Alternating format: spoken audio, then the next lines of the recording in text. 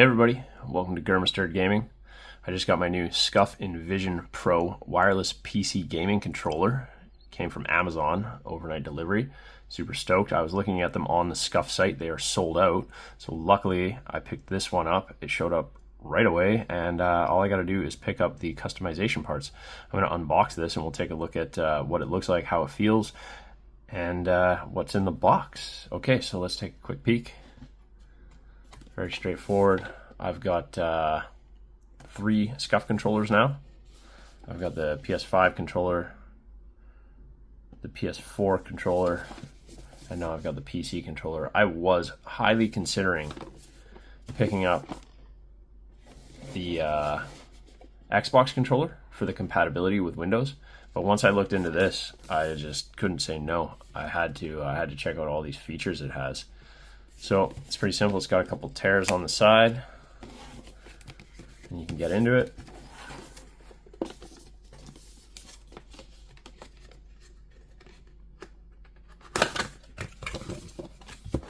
I love this. The Scuf packaging just makes me happy.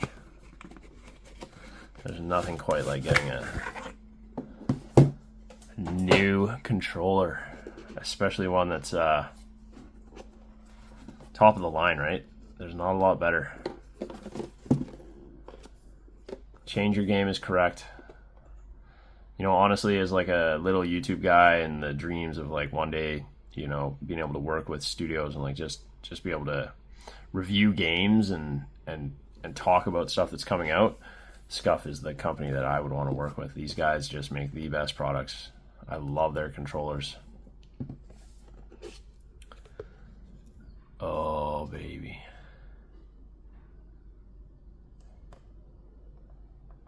What is going on here?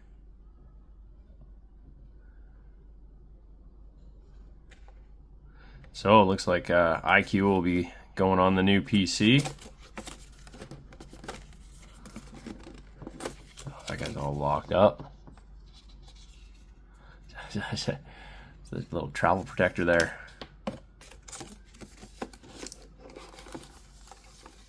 All right, let's take a look at that. Holy smokes. Oh, it's so crazy not having the trackpad buttons.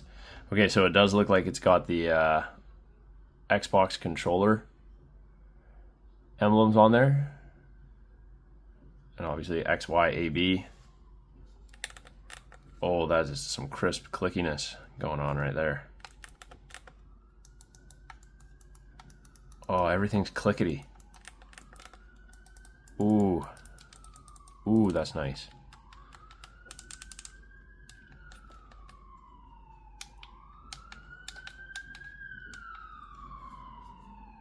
So you've got your 5 faceplate buttons there. G1, 2, 3, 4, and 5, all programmable. It's like you've got volume settings, microphone mutes, so those must all be auto, but you can program those to what you like. You got 2 extra side buttons now to go with obviously your bumpers. Now, if we take a quick look before we get to the paddles, the bumpers have the instant triggers, which I'm a huge fan of. Oh, and they're clickety too. They're like mouse, even after that. So let's flick those back. So, oh, that's amazing. So you flick those on and it actually changes to a mouse click. And then once you put them back to normal, it's a nice compression on that. Lovely. Then here we have the switch. This is between your Wi-Fi Bluetooth and your corded USB. I will run corded. I run pretty much always corded. We've got our back buttons. One feature that I was kind of leery about is on all the other Scuf. The Impact is the PS4 one that I have, and you can replace these. They easily click out and you can buy new ones. I actually have replacement ones, and I do love, but those buttons feel really nice. So we're looking at your 4 back paddles, your instant triggers if you want them, and then these guys. So you've got your, what do they label these as? S2 and S1. very lovely. I actually like the colors, but I'm probably going to order a couple different faceplates. I like switching stuff out. I'm going to switch up the orange rings for sure. I have a set of toggles, sticks, so I might upgrade to the lengthier on the right toggle. I like the raised. It's really good for first-person shooters. Okay, just the immediate feel of the under buttons is really nice. It's really clean the way it works with one finger. One thing that's always crazy about switching a Scuf controller after you use the Impact, going to the PS5 version, and then obviously to this one, the way each different back paddle setup is different. The way you play them and hit them is different. Now, the one thing I think with like these buttons, the S buttons, it's almost like it's a weird press. I don't know if they're necessary, especially since you got these extra faceplate buttons. I'm not 100% if I think that is fully something that we're in need of, because I'd worry that like with my button mashing hands, I'm just going to accidentally be clicking those all the time. But this feels really nice, really crisp. I'm loving the mouse clicks. Absolutely beautiful design. Really nice hand. Like it holds really well. That's peak right there, guys. Top tier. Okay, let's check out what else is in the box here. Put our little protector back on. Always wear protection. Okay, so we got the little lining. And then, so this would be, oh, it's going down. This would be our dongle. This is just for the Bluetooth connectivity. And that'll be somewhat nice. If it's lightning fast, it's probably not a bad thing. Because I bought, when I built my new PC, USB ports were paramount. So I put as many in as I could. Now, Scuf always like to hide some good stuff under here. So let's put this to the side. Oh, we got a little silica pack. Keep it dry. Okay, what do we have here? So let's start with you. The Scuf boxes. What do we got in here? What do you have? Anything good? Oh, they gave us some styrofoam to go with our new controller. Oh, no doubt. I'll be damned. Replaceable paddles for the back triggers. Magnificent. Well done. Now, are these a different feel? I didn't realize, I haven't looked into a ton of the specs for this yet. So let's just take a look. Are those really? These are replacement trigger buttons? Oh, we're gonna have to look up what these bad boys are. I don't even know what's going on with this, but that's fantastic. The joy of Scuf swag is always a very joyful thing. Let's pop these guys back in their little kit before I lose one of them. They're like your gamer fingernails right there.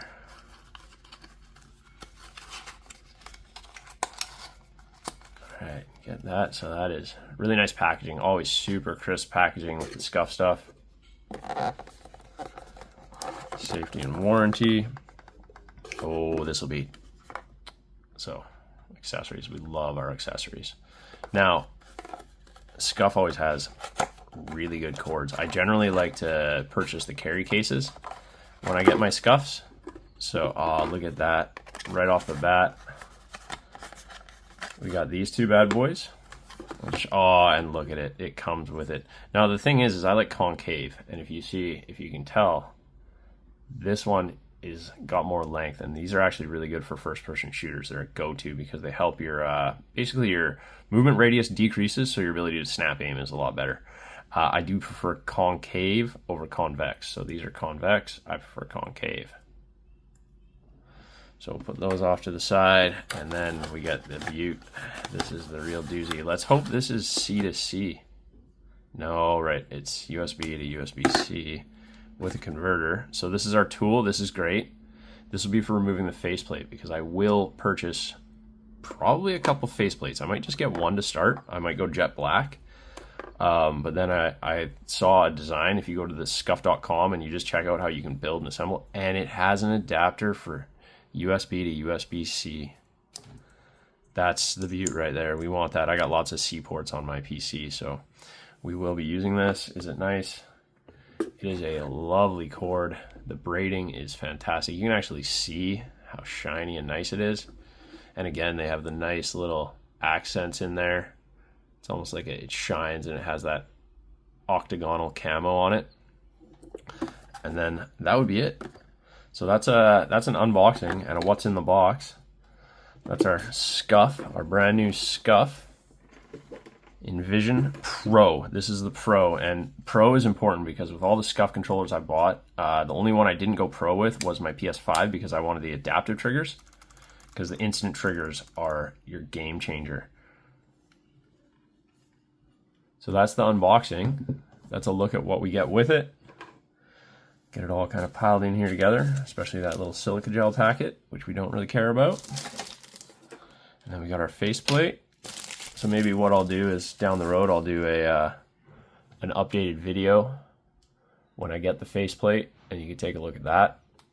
But let's get this thing hooked up, and I will show you guys it turned on, and we'll check out kind of the software and how it interacts with the software. All right, everybody, this is hooked up and running. We got our few bits of peripheral on the side, our backup toggles. Then we got our little box of our extra paddles. We've got our USB adapter for the Bluetooth. Supposedly the Bluetooth wireless adapter is lightning fast, like very good. The tool for removing the faceplate so you can customize, which I will be doing. I'll probably update this video with that when it comes out, or even just throw it a little community post. So what we're seeing here is a pretty straightforward little design. You got the light bar running now, and it rotates colors. So you can see the G keys, G1, 2, 3, 4, and 5 all lighting up. This is your profile button, how you switch profiles. We'll talk about that in a second. And then no other lights, which is okay because my computer setup's actually minimalist. I put no lights in my new PC. It's just the one on the motherboard that was built in with the Asus gaming motherboard, and also the one on the 4080 Super OC graphics card I have. So nice little light up, good features. Let's take a look at the software quick here, which I've got running. I'm not going to screen record this. I'm just going to do this straight up in front of you with the camera since I can rotate it over. Really nice. I run Corsair iQ on my streaming PC for a lot of my lighting features. I have RGB RAM, so those are controlled through here, and it takes care of a bunch of other things. Now, what happens is once you plug your controller in, you come up with this nice little setup, and you can go into the settings. Obviously, you can check for your firmware updates. You can adjust the brightness. I'm going to crank the brightness up on those. Auto shut off, which I've shut off. Eco mode, which I have shut off here, but there is a button for eco mode. We'll talk about that in a second. Show battery gauge notification. That can go on. USB wireless receiver, so this will help you pair once you put that little dongle in. And we're not going to talk, dongle is such a good word, we're not going to talk about the software settings or anything. Okay, so first off, you can go into your lighting effects. So I've got mine set to static, purple and yellow. They match my colors. You got tons of different options you can select in through here. Not like crazy about lighting myself. You can be upset as you want, get in the comments, but I don't do unicorn bar for anything. I usually run 2 solid colors. Sometimes I'll switch them up between like a pulse or a color shift and stuff like that. But right now it's okay. And as you can see, controller up, and it's just scanning the 2 different color settings.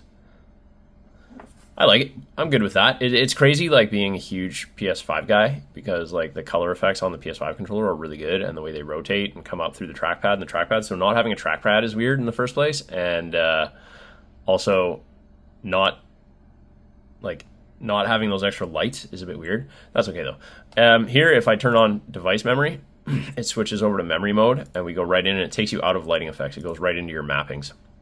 Now, over here it says device memory mode will save all your settings such as lighting. They're stored right on the controller, so you don't really have to worry about any program trying to mess with it. The controller will stay the way it is. It won't allow those to override it. And then also, I was under the impression that if you were in memory mode, you couldn't access lighting, but it turns out when you're in memory mode, it will actually save the lighting for each profile when you run. It'll light up. The controller will work as per usual. So I've set 3 mappings so far. Very straightforward. I always like my X and Y on the inner triggers, and then my A, B on the upper triggers. These are usually like attacks, and then these are usually like movement based, jump, and then your dodge, roll, run sort of thing, and that's how I like to use them. I put now that we got the S buttons, I set those to left, right, D-pad, and then I've done a little bit different. I've rotated a couple of these and then put a couple special trackings in. This will probably be my Black Myth setup. This will be for Star Wars Outlaws right now. And then this I just threw in the base setting on there and an up and down on the D-pad, just so as I'm rotating through, I get like these buttons all stay the same. But what's really cool is you can add, so I could just go into a new mapping. I can pick whichever button I want and go from there. The funny thing I find is, so we can delete that, presets, these are all like for shooters. You can just select which one you want and just run it. So that's neat. But again, I have my own customs. Discard any changes. So you can see that nothing happened. Now in here, it's not allowing me to change my G buttons or anything like that. So essentially, your memory mode only allows you to map your base controller buttons. But if you want to go into depth, what you do is you shut this off, and then when you go into mappings, you remap the whole controller so you can mess with the G buttons. And beyond that, where do we have, let's take a look at the G. We'll just start with G1. You can put macros in for these. Like you can put commands into these buttons. You can, and for the whole thing, when you're running just like a full Scuf no memory onboarding, it's incredibly useful what you can do with it and with all of these different keys and buttons. So beyond that, you got your thumbsticks, your dead zones, your movement, the curve, how responsive it is. Like, you know, basically if you push this a little, it means like it'll go full movement as opposed to having to go all the way. So you can make that so that like this push is actually this push, or you can do it the opposite way. Like this push can be locked to like just this. So it's an interesting thing. I don't actually mess with thumbsticks a lot. You can see how they're automatically set up for these, and then you can add your presets. Triggers are dope. Triggers are super neat. So I've got the clickety off right now, and you can see how the compression is affected by that. So then when we flick the clickety back on, we'll just do the one. It's a full press immediately as soon as you hit the button. So I think that's a great feature. Then obviously vibration. I'm not a huge vibration guy. I will kill my vibrations. I'm gonna try it out and just see how the controller does. It's neat that you can sync both zones, or you can shut it off, and then again they have these settings for it, so you can decide where you want it. Again, your settings button here, but that's pretty much it. Everything's very, very straightforward. And you can see we got our lighting zones running.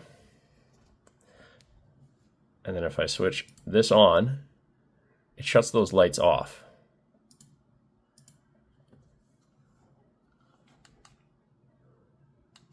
So it seems as if when you're in your custom memory modes, you don't actually get the device lighting, which is a little bit sad, but it's not the end of the world, because again, you're almost getting some of the best features out of having no custom memory mode and just remapping your controls and running with what you have here.